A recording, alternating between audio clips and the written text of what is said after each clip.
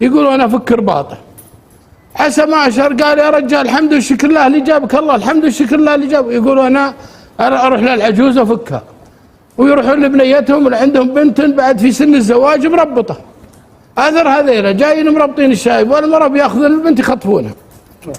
انا ما اعرف لا هذيلا شيء، انا سعودي وهم اردنيين من قبائل معروفه في الاردن. قالوا هم قم الشايب خذ عمود الخيمه وانص الرجال المصوب، الرجال مصوب موجود. انا جيت تراني الضربه في رجله ما تموت. يقول هو بيلخ فيه وانا افكه. قلت خلاص الرجال حقه ما جاه، واذا جت الحكومه تستلمه مالك درب عليك. يقول يا الله فكيت الشايب منه. قال بما هذا. يقول انا اخذ الحبل واتستفه واجيب له الماء واشرب هي واحطه عند موتري، خايفين عليه من الشايب.